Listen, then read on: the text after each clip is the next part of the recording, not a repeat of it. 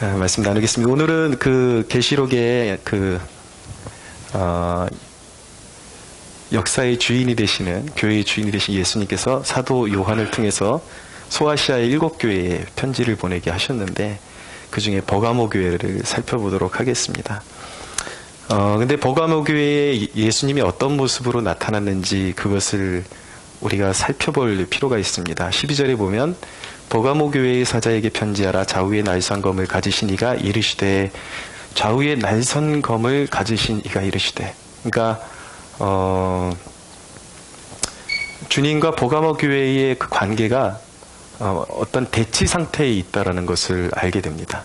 주님의 교회인데, 그러니까 주님이 그 교회의 상태대로 나타나시거든요. 7교회에. 한번 나중에 시간 되시면은 다시 한번 7교회를 천천히 다 읽어보십시오. 그러면 그 교회의 영적인 상태에 따라서 주님이 자신의 모습을 나타내십니다. 근데 오늘 버가모 교회는 주님께서 좌우의 날선 검을 언제라도 휘두르실 수 있는 자세로 그렇게 버가모 교회를 대하고 계시다라는 것을 알 수가 있습니다. 그게 왜 그런 모습으로 보이시냐면 그들에게 버리지 않는 죄가 있기 때문입니다. 우리 그리스도인들이 구원받았네 하고 죄를 경홀히 여겨서는 안 되는 것입니다. 죄 자체는 언제나 파괴력이 있는 것입니다.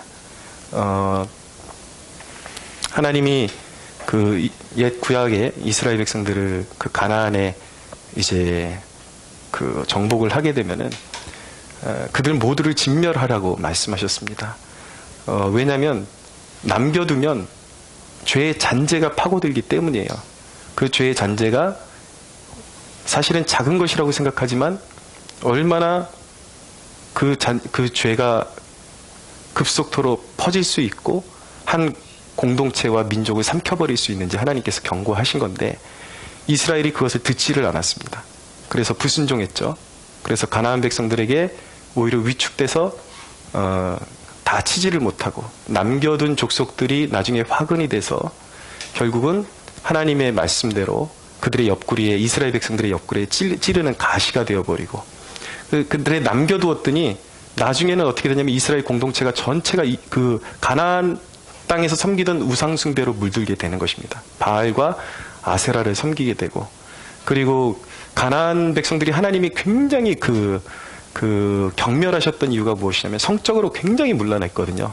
이 동성애, 그리고 수간, 심지어는 사람과 짐승이 이 음란한 짓을 하는 이런 습관들, 자식을 불에 태워서 신에게 드리는, 몰래에게 드리는 이런 것들이 그 작은 하나님께서 진멸하라고 하신 것을 순종하지 않고 남겨두었더니 그 작은 죄가 확대되고 공동체를 덮쳐서 결국은 어떻게 됩니까? 사사시대에는 주변에 오히려 정복하라고 맡겨주신 그런 세력들에 의해서 괴롭힘을 받죠. 학대를 받습니다. 가나안 족속들에게, 블레셋, 암몬, 모압 이런 세력들에게 학대를 받죠. 그러고도 그들이 정신을 차리지 못하고 하나님이 길이길이 참아주셨는데 결국은 이제 하나님 앞에 순종하는데 완전히 실패해버리고 바벨론 포로기로 잡혀가는, 하나님께서 그 죄에 대한 처리가 온전히 이루어지지 않을 때에, 그리고 그 죄에 삼켜져 버릴 때에 그 칼을 대적들에게 맡기셔서 휘두르게끔 그렇게 허락하신다라는 것이죠. 교회의 상태에 따라서 이 세계 대전들, 우리 1, 2차 그 세계 대전들, 전쟁들, 우리나라 6.25의 역사들, 신사참배에 동참하고 죄악을 거절하지 못했을 때에 하나님께서 전쟁을 허락하시기도 하신다라는 것을 보여주기도 하시는 것입니다. 그러니까 하나님께서는 예수 그리스도는 교회의 순결함을 날마다 민감하게 체크하고 계시다라는 것을 우리가 깨달을 필요가 있는 것이죠. 영적인 안일함을 방치하는, 내가 무엇을 해도 주님이 그냥 나를 사랑하실 것이다, 오늘날의 만연한 인본주의의 잔재죠. 이거는 올바른 신학이 아닙니다. 그냥 내가 무엇을 하든 하나님은 나를 사랑하시기 때문에 나를 그렇게 닥달하지 않으실 거야. 무조건 내가 성장에 대한 갈급함이 없고 세상에 묻어 살아도 하나님이 나를 다 기다려주시고 이해하실 거야. 어떤 면으로는 맞는 면이 있는 것 같은데 절대로 하나님이 그렇게 호락호락하신 분이 아니다. 그리스도께서. 주님께서 우리 영적인 안일함을 그냥 눈 감아주시는 분이 아니다. 교회가 특별히 빛을 잃어버리고 맛을 잃어버릴 때에 얼마나 처참한 상황이 될 수 있는지 우리가 영적인 경각심을 가지고 우리가 깨우쳐야 된다는 것입니다. 여러분들에게는 예수님께서 어떤 모습으로 서 계실 것 같습니까? 그런데 분명한 것은 주님은 그런 단호한 모습을 가지고 계시면서도 분명한 것은 주님이 노심초사 교회를 향해서 가지고 계신 생각은 무엇이냐면 교회가 일어나기를 원하고 승리하기를 원하고 계신다는 것입니다. 도와주기를 원하고 계세요, 항상. 그래서 오늘 13절에 보면 내가 어디에 사는지를 내가 아노니 라고 말씀하고 있어요. 지금 버가모 교회가 굉장히 험한 그 핍박받는 그런 영적인 핍박 가운데 있다라는 것을 주님께서 아시고 격려해 주시는 것입니다. 그러니까 주님께서 우리의 절박한 상황, 우리의 아주 그런 힘든 상황들을 아시고 계시다라는 것이죠. 삶의 위치가 어디에 있는지. 주님은 우리를 격려해 주십니다. 격려해 주시는 하나님이세요. 사도 바울이 예루살렘에 올라갔다가 유대인들의 폭동에 의해서 이제 어려움을 당하자 주님께서 사도 바울에게 주신 비전이 이곳에서 이제 좌절되는 것인가? 그런 영적인 무력감에 빠져 있을 때에 예수님께서 나타나셔서 이렇게 말씀하셨습니다. 봄에 주께서 내게 말씀하시되 속히 예루살렘에 나가라.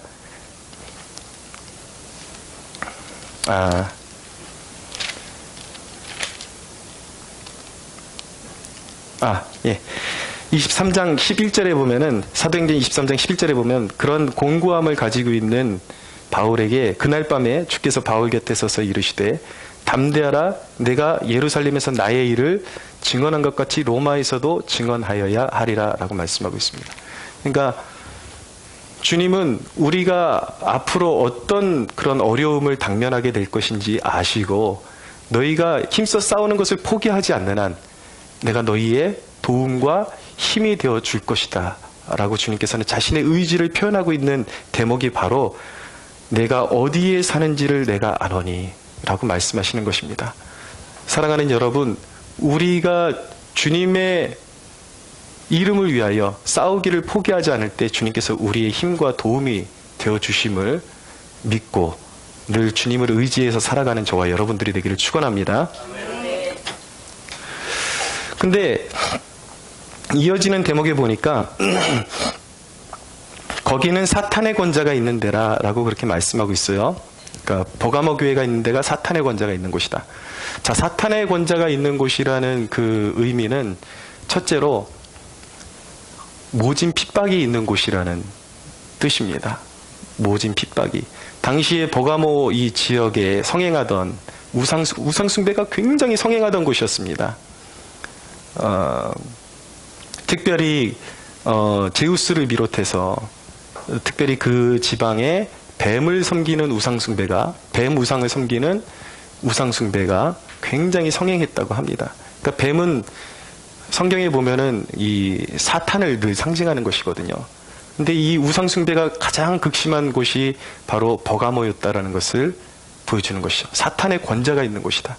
모든 도시마다 다 우상숭배가 있지만 아주 극심한 우상숭배가 있던 곳이 버가모다라는 것을 알게 되는 것이고, 또 한 가지 이 버가모의 극심했던 한 가지 핍박이 무엇이냐면 로마 황제를 숭배하지 않으면 잡아다 죽이거나 아주 영적인 그런 어떤 삶의 불이익을 주는 그런 황제 숭배 강요가 그 어떤 도시보다 강한 도시였다라는 것을 알게 되는 것입니다. 그러니까 그 기독교 공동체를 향한 핍박이 엄청난 것이죠. 하루하루 이렇게 생사를 이렇게 왔다 갔다 하는 그런 핍박의 순간 가운데 살아가고 있던 곳이 바로 버가모라는 것입니다. 여러분,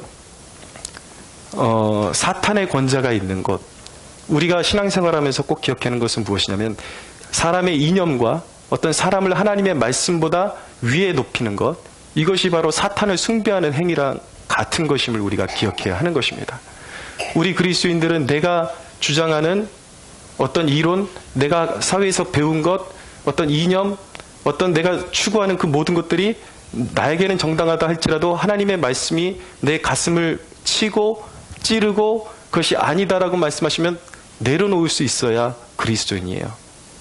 근데 그것을 하나님 말씀 위에 놓고 그것을 섬길 때 그것은 사탄을 숭배하는 것과 같은 것이라는 것입니다. 특별히 대표적으로 여러분, 사탄의 권자가 있는 곳이 어디입니까? 저 북한 정권, 대표적으로 사탄의 권자가 있는 곳이라고 말씀드릴 수가 있겠습니다. 사람이 신이 되어 있는 곳. 김일성을 우상화하기 위해서 어떻게 했습니까? 기독교인들을 모조리 잡아 죽이고, 물론 지하교회에 숨어서 예배드리는 사람들이 있지만 성경을 다 불살라버리고, 이것이 뭐예요? 사탄의 권자가 있는 곳이라는 거예요. 오늘날 북한의 봉수교회, 칠골교회가 있다 그러는데 거짓된 교회죠. 그 교회에서 가르치는 것이 무엇입니까? 김일성이 신이다라고 가르치는 거예요. 근데 오늘날 우리 이 민족 가운데 봉수교회, 칠골교회가 진짜 교회다라고 말하는 그런 머리가 비어있는 목사들이 왜 그렇게 많은지 모르겠습니다.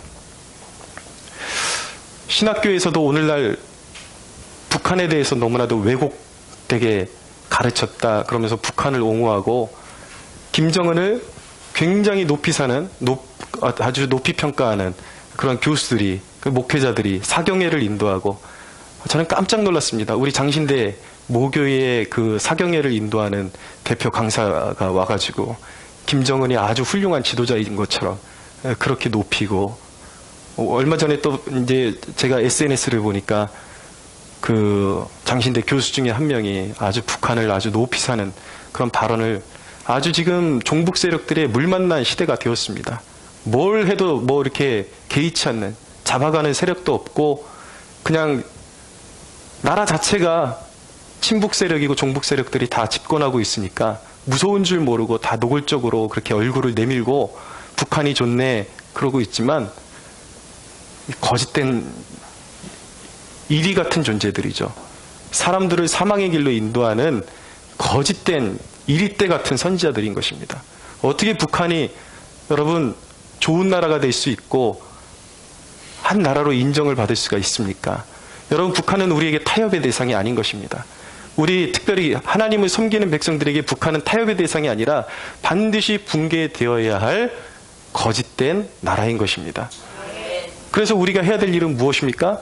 빨리 그 북한의 우리 동포들을 노예로 삼고 있는 저 김정은 정권이 무너지고 그 땅 가운데 노예로 살고 있는 우리 동포들을 자유케 해달라는 기도를 우리는 쉬지 않고 하나님 앞에 올려드릴 수 있어야 하는 것입니다.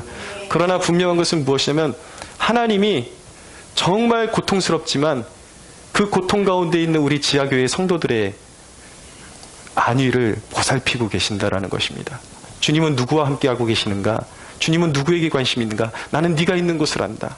네가 있는 곳은 사탄의 권자지만 내가 함께하노라. 할렐루야. 주님은 핍박받는 자들과 함께하십니다. 그곳에 주님은 함께하시고 그들에게 고난을 견딜 수 있는 힘을 주시는 분이 우리 하나님이십니다. 보가모 교회는요, 보가모 지역은요, 교육의 도시였습니다. 당시에 이 지금 성경이 기록된 이 순간에도, 이 시대에도 이미 의학대학이 있었고, 무려 20만 권이 넘는 도서를 비치하고 있는 도서관이 있을 정도로 교육도시였다라는 것이죠. 교육이 발달했다라는 것은 무슨 뜻입니까? 그만큼 인본주의가 강하다라는 것입니다. 물론 우리가 교육을 받아야 되지만 그것을 사탄이 주로 사용하는 것도 바로 교육이라는 것, 인간의 지식이라는 것, 그것으로 인본주의로 묶어놓고 하나님을 적대시하게 만들고 하나님과 그의 말씀을 비웃게 만들어버리죠. 예.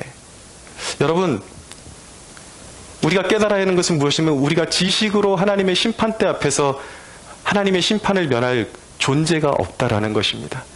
하나님의 심판을 면하려면 하나님 앞에 낮아져야 돼요. 하나님께서 보이신 구원의 길로 들어와야 되는 것입니다. 그 길이 무엇입니까? 예수 그리스도를 구주로 섬기는 것입니다. 지식으로 구원받을 자가 없어요.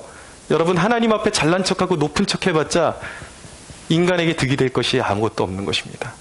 남은 것은 심판밖에는 없는 것이죠. 우리 그리스도인들이 살아가는 곳이 어디입니까? 특별히 이런 대학가, 바로 사단의 권자가 있는 곳이라고 말씀드릴 수가 있겠습니다. 젊음이 있고 어떤 화려함이 있지만 사실은 이 지성인들을 인본주의에 꽉 묶어놓고 하나님의 말씀을 대적하게 만드는, 마치 이런 세상에서 우리 그리스도인들이 살아가려고 그러면 어떤 바보 같고 굉장히 외롭고 정말 지식이 없고 지성이 없는 사람들처럼 그렇게 취급받고 때로는 모욕을 당할 때가 있는 것이죠. 며칠 전에 우리 사모님하고 제 사모하고 여기 오시는 이마원 성도님하고 외대 플랫폼에 전도하러 들어갔습니다. 전도하러 들어갔더니만 우리 사모가 어떤 여대생한테 복음을 전했더니 여대생이 갑자기 확 일어나가지고 여기 지금 안내방송 나오는 거 못 들었냐. 요즘은 전철 플랫폼에 노골적으로 전도하면 안 된다고 막 방송을 하더라고요. 근데 우리는 이 생명의 법이 이 세상의 규율보다 더 강하기 때문에, 우위에 있기 때문에, 물론 역사에서 바로 나와서 직접적으로 나가라 그러면 나가야죠. 그것은 우리가 순종해야 되겠지만 그 전에는 계속해서 전도를 하죠. 그랬더니 그 여학생이 이거 안 들리냐가, 못 들었냐고, 내 당장 가서 신고하겠다고. 그러니까 제가 멀리서 보니까 우리 사모가 허탈한 듯이 실실 웃고 있더라고요. 나중에 이야기하는 걸 들어보니까 속마음이 어땠냐면, 내가 그래도 예전에는 그래도 번듯한 직장인이었고 어디 가서 무시당한 적이 없는데 참 마음이 그렇더라. 이 이쁜 것도 아니고 못생긴 게 그렇게 사람을 핍박하니 정말 서럽더라 그러면서 그런 이야기를 이렇게 웃자고 한 소리였는데 그 마음이 서러웠다라는 것을 이야기하는 것이죠. 그러나 오늘 주님께서 말씀하시는 것은 무엇입니까? 아무리 세상의 지성이, 세상의 부요함이, 풍성함이 우리 그리스도인들을 핍박하고 모욕을 주고 그럴지라도 주님은 누구와 함께 하신가? 주님의 백성들, 주님의 이름을 위해서 모욕을 당하는 백성들을 격려하신다. 할렐루야. 네. 그것이 주님의 마음이요, 그것이 주님의 뜻인 것입니다. 사탄의 권자가 있다라는 것은 두 번째로 그리스도인을 절망으로 이끌어가는 자리를 의미하는 것입니다. 오늘 말씀해 보니까 13절 중반부터 보십시오. 사탄의 권자가 있는 데라 내가 내 이름을 굳게 잡아서 내 충성된 증인 안디바가 너희 가운데 곧 사탄이 사는 곳에서 죽임을 당할 때에도 나를 믿는 믿음을 저버리지 아니하였도다. 안디바, 충성된 이 버가모 교회에 아주 충성된 증인이었던 그러한 버가모라는 사람이 있었던 것입니다. 그것의 감독일 수도 있고, 안디바라는 사람이 감독일 수도 있고 아주 중요한 위치에 있는 사람이었을 것으로 생각됩니다. 충성된 증인이다. 아마 버가모 교회는 성도들에게 의지가 되고 아주 비중이 있고 영향력 있는 사람이었을 것입니다. 근데 그가 그 핍박 가운데서 잡혀가서 이제 순교하게 되고 만 것이죠.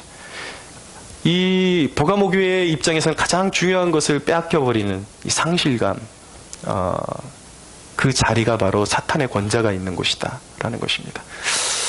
여러분, 우리가 예수 믿지만 우리 예수 믿는 자에게 무조건적인 행복이, 이 땅에 살아가는 동안은 무조건적인 행복이 보장되어 있는 것은 아닙니다. 우리가 예수 믿어도 건강을 잃어버릴 수 있습니다. 사랑하는 사람을 잃어버릴 수가 있습니다. 가장 내가 의지하는, 가장 내가 소중히 여기는 그 어떤 것들을 잃은 상실감을 가질 수가 있습니다. 그러나 주님께서 말씀하시는 것은 주님이 그 모든 그런 우리가 당면할 수 있는 시련을 없애주시겠다라고 말씀하신 것이 아니라 그 시련 가운데 믿음으로 견디는 것을 주님이 아주 기뻐하시고 우리 성도들에게 그것을 요구하신다라는 것을 알게 되는 것입니다. 우리는 우리가 소중히 여기는 것들을 잃어버릴 수 있어요. 예수 믿다가.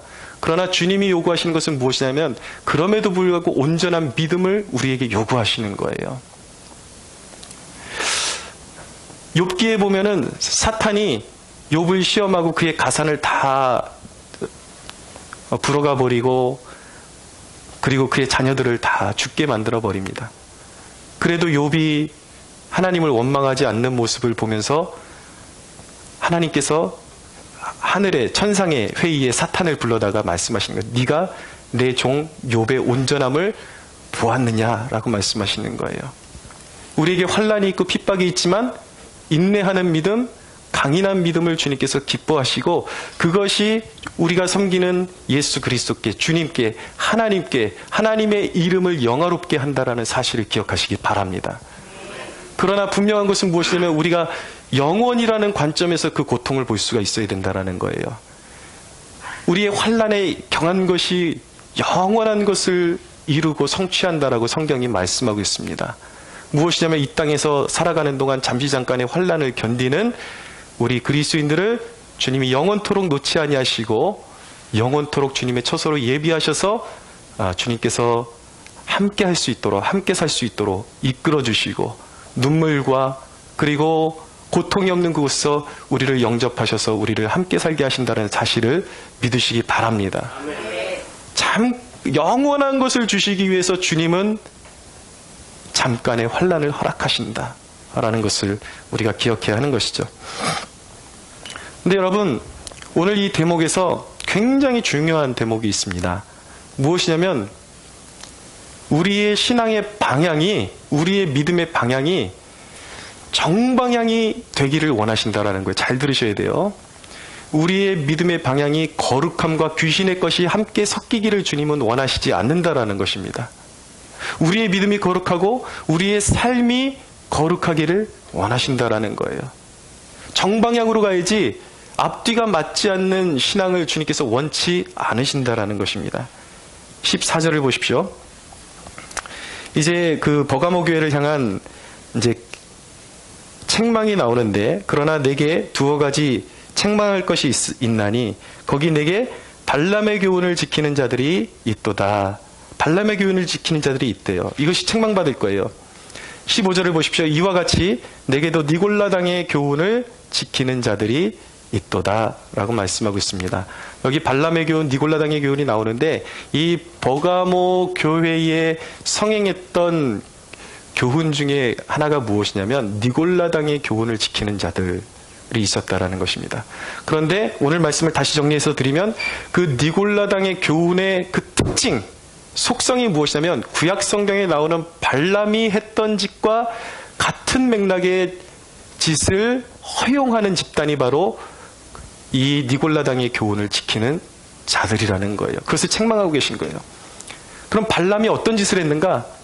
이스라엘 백성들을 그 모압 왕이 4차례에 걸쳐서 저주해달라고 그렇게 청탁을 했지만 결국 하나님께서 막으셔서 축복을 하게 됩니다. 그 앞에서는 축복을 했는데 나중에는 그가 어떤 일을 하냐면 이스라엘 백성들의 그 취약점을 그가 알았어요. 인간이기 때문에 정욕이 있다라는 것, 정욕에 약하다라는 것을 알게 된 것이죠. 그래서 모압의 그런 어떤 우상의 잔치에 참여하게끔 유도를 해서 이스라엘 백성들로 하여금 우상 숭배하게 만들고 우상의 재물을 먹게 만들고 그리고 음란에 참여하게, 문란한 성행위에 참여하게 만들었다라는 것입니다. 이 발람과 그에 동조했던 이스라엘 백성들의 그 공통점이 무엇인가? 경건의 모습은 있었지만 그들의 삶이 더러웠다라는 거예요. 디모데후서 3장 5절에 보면 경건의 모양은 있으나 경건의 능력은 부인하는 자들이다 라는 말씀이 있습니다. 주님은 그런 자들을 경멸하십니다. 미워하십니다. 앞뒤가 맞지 않는 신앙을 가지고 있는 사람들을 주님은 미워하십니다. 여러분, 이 경건의 능력을 부인한다라는 이것이 무엇입니까? 이것이 바로 발람이 보여준 발람의 신앙의 모습과 같은 것을 책망하시는 거예요. 경건의 능력을 부인하는 자. 여러분, 제가 말씀을 좀 찾아보겠습니다.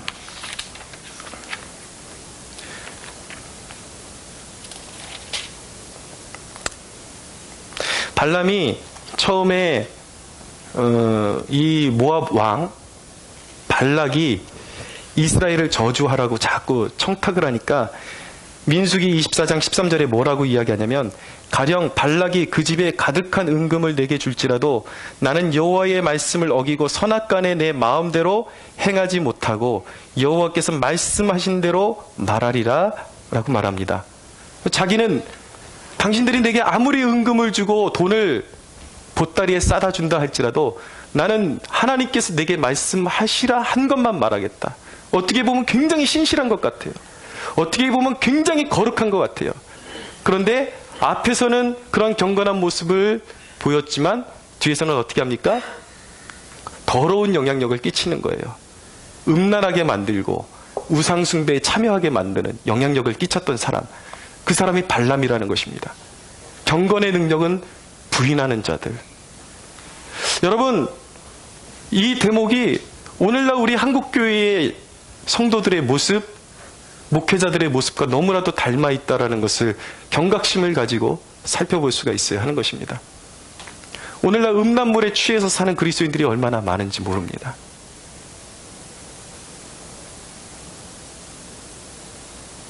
오늘날 제가 예전에 어떤 공부하는 곳에 다양한 연령층이 함께 모여서 공부하는 그런 곳이 있어 사회교육원이었는데, 근데 제가 만났던 분이 그 명성교회 여자 집사님이었어요. 성가대까지 하신다는 분이 BMW 클래스 중에 제일 큰 거를 몰고 다니시는 분인데, 늘 하는 행동이 무엇이냐면, 하는 짓이 무엇이냐면, 자기에게 마음에 맞는 그 클래스의 동료들을 모아가지고 굉장히 부유해요. 돈이 많으니까 사람들 모아가지고 끌고 다니면서 술 사주는 거예요. 술 퍼먹이고, 이런 일을 하면서 자기가 집사다, 내가 성가대다, 앞뒤가 맞지 않는 것이죠.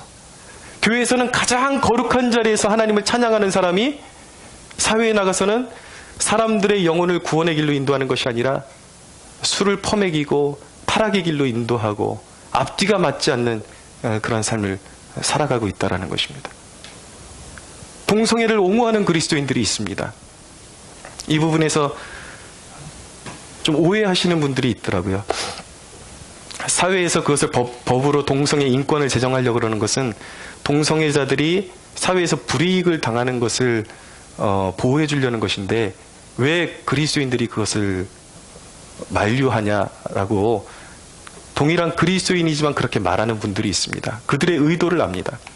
그렇죠. 우리가 왜 그들이 사회에서 동성애자라는 이유만으로 불이익을 보도록 어떤 취업하는데 불이익이 있다거나 이런 거 원치 않죠. 어떤 사회 활동을 하는데 불이익을 보는 것을 원치는 않습니다. 우리도. 그런 것이 아니죠.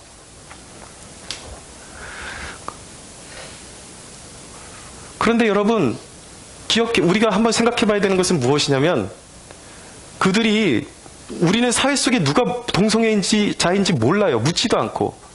그들이 그냥 있어도 사회 속에서 걸리는 것이 아무것도 없는데 누가 그들을 제약을 걸겠습니까? 어떻게 동성애인 줄 알고 그들이 취업할 때 당신 동성애자냐고 묻겠습니까? 전혀 걸림돌이 되지 않거든요. 누구도 그들이 사회생활하는데 방해를 놓지 않습니다. 그럼에도 불구하고 그들이 인권이라는 이름으로 대사회적으로 나와서 자신들의 권리를 주장하는 이유가 뭐냐는 거예요. 도대체. 그렇지 않아요? 그 이유가 뭘까요? 그냥 숨어서 그렇게 동성애 저지르고 살아도 아무도 뭐라 그럴 사람 없고 하나님만이 그를 심판하시겠죠. 그럼에도 불구하고 그들이 대사회적으로 그런 짓을 하는 이유가 무엇이겠냐고요. 결국은 여러분, 그것의 목적은 역차별에 있다는 것을 깨달으셔야 돼요. 그 동성애를 죄라고 하는 부류들을 법적으로 옳아내기 위해서 그런 일을 하고 있는 것입니다. 특별히 누구를 목표로 그런 짓을 하고 있는 걸까요? 결국은 교회를 목표로 하는 것입니다. 교회에서 동성애가 죄다, 이러니까 교회의 발목을 잡고 교회를 옥죄기 위해서, 교회를 참소하기 위해서 그런 짓을 하고 있다는 거예요. 그것을 우리 그리스도인들이 깨달아야 되는데, 단순히 왜 우리 그리스도인들이 동성애자들을 인권을 보호해주지 않고 사회적으로 보호해주지 않고 그들을 박해하는 일에 하나가 되느냐? 누가 박해자입니까, 여러분? 생각해 보십시오. 그들의 권리를 인정해줌으로 말미암아 박해를 받는 것은 동성애자들이 아니라 교회가 박해를 받게 되는 것입니다. 우리 그리스도인들이 왜 그런 일에 함께 해야 되느냐는 거예요. 오늘날 많은 그리스도인들이 이 동성애 인권이 무엇인지도 모르는 상태에서 편들어주기를 하는 것은, 여러분, 이것은 한창 잘못된 것입니다. 보면은 아예 악의적으로 동성애가 죄가 아니라고 말하는 그리스도인들이 있는 반면에 어떤 부류들은 잘 모르고 진짜 인권인 줄 알고 거기에 합류하는 사람들이 있는데, 이 시간 강권합니다. 그 악의 자리에서 나올 수 있게 되기를 바랍니다. 그것은 악의 자리에, 악에 참여하는 것입니다. 그래서 하나님께서 가증히 여기시는 것을 옹호해 주는 것과 마찬가지인 것입니다.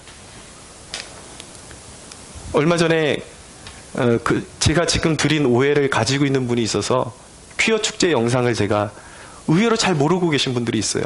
이것이 이들이 말하는 인권이다, 한번 봐라 그러고 영상을 보여줬습니다. 그랬더니 비로소 고개를 끄덕끄덕 하시더라고요. 이게 인권운동이 아니구나, 음란운동이구나, 그것을 알게 되는 것이죠.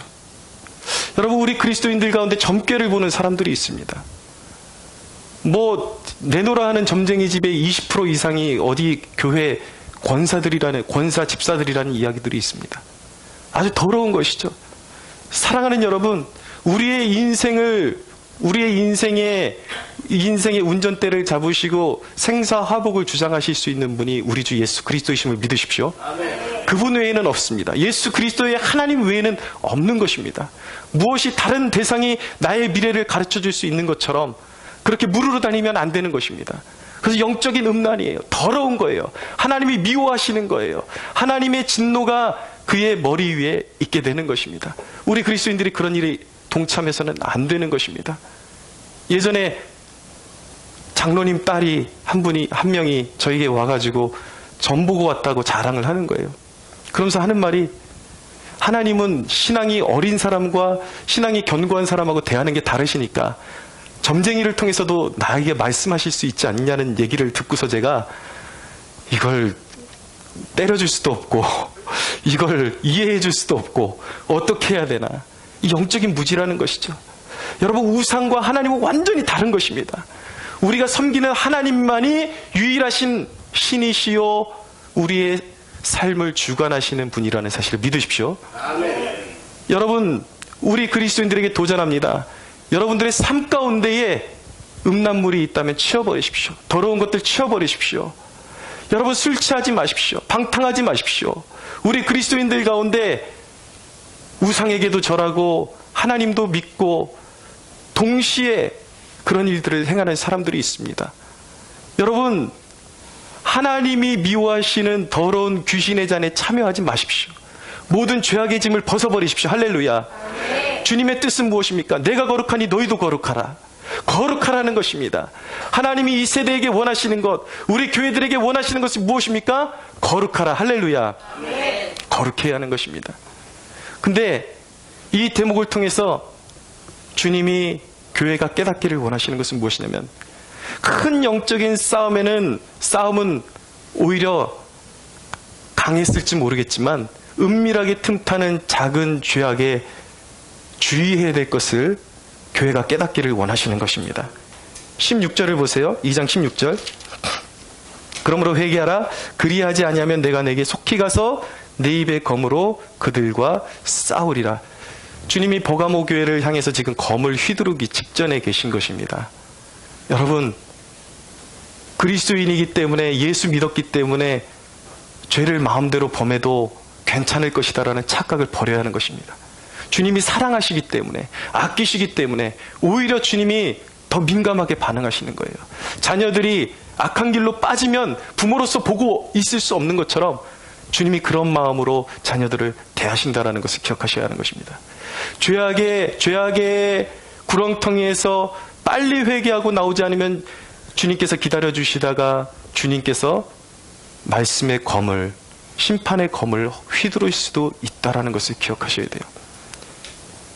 이 특별히 사역자들, 이 음란의 문제들 얼마나 심각한지 모릅니다. 여러분, 제가 알고 있는 신학생을 통해서 이야기 들은 바는 뭐냐면, 그래도 우리나라에서 꽤 그래도 알아주는 신학교의 학부생들, 저는 너무 일찍 신학하는 것도 원치 않습니다. 왜냐하면 무르익고 하나님 앞에 진짜 부르심이 있는지를 자기가 그 부르심을 느껴야 돼요. 깨달아야 돼요. 그러고 와도 늦지 않아요. 근데 섣부르게 신학교 와가지고 하는 짓들이 무엇이냐면, 학부생들이 그런 얘기를 무지하게 듣습니다. 이제 학부생만 돼도 아이들 부서나 중학생 부서는 전도사로 나갈 수 있으니까 벌써 사역을 나간단 말이에요. 어떤 애들은, 어떤 청년들은. 나가서 하는 짓이 무엇이냐면 중학교 부서를 맡아갖고 그 중학생, 여학생 중에 한 명과 전도사가 교제를 하는 거예요. 이성 교제를 하면서 성적인 관계까지 맺는 그런 케이스가 한두 개가 아니라는 것입니다. 여러분, 이런 거룩함을 상실한 존재들은요, 하나님 앞에 쓰임받을 수가 없어요. 그건 영적인 기만인 것입니다. 영혼을 죽이는 행위예요. 스스로가 깨닫고 스스로가 그런 음란함이 해결되지 않았다 그러면 겸허하게 사역에 대해서 다시 한번 생각해 볼 수 있어야 되는 것입니다. 여러분 보십시오. 아무리 유능한들 소용이 없습니다. 지금 한국교회에서 굉장히 유능한 사역자들이 무너진 케이스들이 몇 번이 있습니다. 굉장히 사역을 붐을 이루고 부흥을 이루었던 아주 능력 있는 사람들이에요.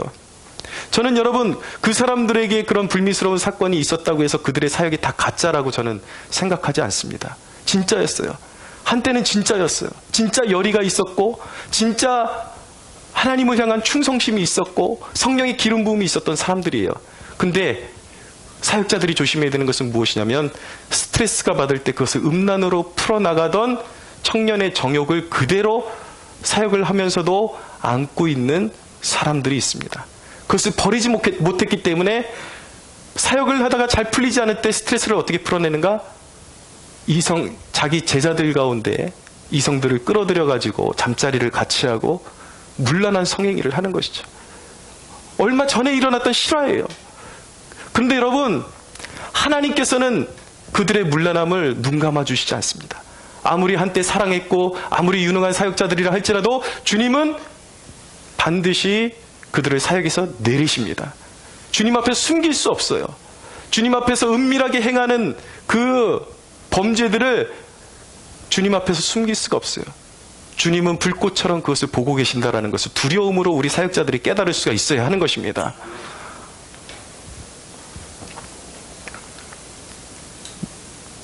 왜 그럴까요? 왜? 사랑하시기 때문에 그러는 거예요. 왜 그들에게 주었던, 그들이 죄악을 회개하지 않으면 그들에게 주었던 영광의 빛을 빼앗아 가시는 것입니다. 왜입니까? 그대로 두면 멸망하기 때문에. 회개할 기회를 주시기 위해서 주님께서 그들의 죄를 드러내시고 그리고 그들에게 주었던 사역의 영광을 빼앗아 가시는 것이죠. 그 뜻을 깨닫고 회개할 수 있는 사람은 복이 있습니다. 여러분, 우리가 올바른 구원론에 대해서 눈뜰 수가 있어야 돼요. 깨달을 수가 있어야 돼요. 여러분, 구원을 전적으로 하나님 주권으로 이끌어간다는 것은 맞는 신학적인 진리인 것입니다. 구원은 전적으로 누구에게 속해 있습니까? 하나님께 속해 있는 것입니다. 할렐루야. 우리가 구원받았다고 할 때 예수님께서 그 십자가의 은혜로 용서하셨다 그럴 때 우리가 믿는 것은 우리의 과거의 죄와 현재의 죄와 미래의 죄까지 다 용서하셨다는 것을 믿는 것이 진리입니다. 그것은 사실이에요. 그런데 오해해서는 안 되는 것이 무엇이냐면 우리가 과거와 현재와 미래의 죄까지 다 용서함 받았다라는 뜻은 무엇이냐면 우리를 영원한 멸망으로 이끌어가는 원죄를 사함 받았다라는 것입니다. 이 원죄를 사함 받은 사람은 거듭난 사람이에요. 이 거듭난 사람, 원죄를 사함받은 사람에게 나타나야 하는 것은 무엇이냐면 죄와 싸우는 증거가 나타나야 하는 것입니다. 할렐루야. 죄와 싸우는 사람이 진짜 구원받은 사람이에요. 죄와 싸우는 사람이 진정으로 용서함 받은 사람이에요. 죄와 싸우는 사람은 그에게 부족함이 있다 할지라도 그리스도께서 끌어안고 끝까지 구원을 이루십니다. 할렐루야. 그런데 죄와 싸우지 않는 사람은 가짜예요. 죄와 싸우기 위해서 몸부림침이 없는 것은 가짜 아니면 잘 기억하십시오. 진짜 영혼이 구원받을 가능성도 있지만 그가 죄와의 싸움을 포기하는 순간 어떻게 되는가? 가나안 족속에게 휘말려 들었던 이스라엘처럼 되는 것입니다. 죄악의 늪에 빠져서 빛과 빛을 잃어버리고 맛을 잃어버리는 거예요. 소금의 역할을 감당하지 못하는 것입니다. 주의 사명을 감당할 수 없게 되는 것입니다. 주님의 징계가 임하는 것입니다. 구원의 삶이, 주님께서 우리에게 원하시는 것은 무엇이냐면 구원의 삶이 열매가 있고 풍성하고 아름다운 삶이 되기를 원하시는 거예요. 그러나 우리가 구원을 받았다고 확신하면서도 불구하고 죄 가운데 타협하고 죄와 싸우지 아니하면 어떻게 되는가? 상처와 하나님의 징계로 그 삶이 얼룩져 버리게 되는 것입니다. 진정한 하나님의 사람의 구실을 못하는 것입니다. 사랑하는 여러분, 주님이 우리에게 원하시는 것은 무엇입니까? 우리가 신앙의 정방향으로 가기를 원하시는 것입니다. 우리의 믿음의 고백이 거룩하기를 원하고 삶의 내용이 거룩하기를 원하시는 것입니다. 할렐루야. 네. 여러분, 마지막 대목 한번 보겠습니다. 주님이 그러나 우리에게 원하시는 것은 너희의 힘으로 싸우라는 것이 아니에요. 주님께서 우리에게 원하시는 것은 너희가 믿음으로 영적인 싸움의 전장에 앞에 서라. 그러면 하나님이 싸워주실 것이다. 너희가 믿음으로 요단에 발을 내디더라. 그러면 길이 열릴 것이다. 요단이 열릴 것이다. 할렐루야. 우리가 믿음으로 반응하고 믿음으로 싸우기로 결단할 때마다 주님이 함께 하신다라는 거예요. 우리가 성령의 능력을 의지할 때마다 성령께서는 우리를 승리로 이끌어 가시는 것입니다. 할렐루야. 17절을 보십시오. 귀 있는 자는 성령이 교회들에게 하시는 말씀을 들을지어다. 이기는 그에게는 내가 감추었던 만나를 주고 또 흰 돌을 줄 터인데 그 돌 위에 새 이름을 기록한 것이 있나니 받는 자밖에는 그 이름을 알 사람이 없느니라. 자, 이기는 자, 주님이 우리를 이기는 자로, 이기는 자가 되기를 원하십니다. 주님이 우리를 도와주십니다. 이기는 자에게는 내가 감추었던 만나를 주겠다. 무슨 얘기예요? 영원한 생명에 관련된 것입니다. 영원한 생명을 허락해 주겠다. 또 흰 돌을 줄 터인데 그 돌 위에 새 이름을 기록한 것이 있다. 흰 돌을 줄 것이다. 이것은 무엇이냐면 고대 경기에는요, 우승자에게 돌에 그 우승자의 이름을 새겨 주었던 그러한 풍습이 있었습니다. 이기는 자에게 영광스러운 이름을, 주 예수 그리스도의 이름으로 흰 돌을 주겠다. 승리자의 상급을 주겠다. 할렐루야. 새 이름을 주겠다라는 이 대목을 좀 설명할 필요가 있습니다. 왜냐하면 제가 얼마 전에 밖에서 전도를 하는데 이 하나님의 교회 안상홍 2단이 이 대목을 들먹이면서 이거 봐라. 새 이름을 주신다고 하지 않았느냐. 그러면서 안상홍이 바로 새 이름이다. 그것이 구원자의 이름이다. 근데 여러분, 문맥을 봤을 때 얼마나 엉터리입니까? 상급을 주시는 분은 이미 정해져 있어요. 예수 그리스도가 주시는 거예요. 새 이름을 주신다라는 것은 마치 예수님께서 베드로를 처음 보셨을 때 시몬에게 베드로라는 이름을 주셨던 것처럼 이기는 자에게 존귀한 이름을 더하시겠다라는 약속의 말씀인 것입니다. 믿으십시오. 사랑하는 여러분, 이제 우리가 주님 앞에 설 날이 생각보다 멀지 않았습니다. 우리는 영원한 곳으로 들어가야 하는 것입니다. 오늘 이 말씀 앞에서 우리의 신앙과 삶을 점검해보는 시간이 되기를 원합니다. 여러분, 대충 믿고 대강 믿다가 영원한 실패자가 되고 하나님의 존전에서 쫓겨나는 그런 불행한 영혼이 한 사람도 없게 되기를 바랍니다. 이 땅에서 이왕에 믿는 거 철저하게 믿으십시오. 대충 믿지 말고 믿음 따로, 삶 따로 그런 이중적인 삶을 이제는 벗어버리시고 주님이 정말 원하시는 삶, 우리의 믿음이 거룩한 것처럼 우리의 삶이 거룩함으로 말미암아 이기고 승리하고 주님의 영광스러운 상급을 받기에 합당한 백성들로 준비되어지는 저와 여러분들이 되기를 주 예수 그리스도의 이름으로 축원합니다. 우리 하나님께 영광의 박수 올려드리겠습니다.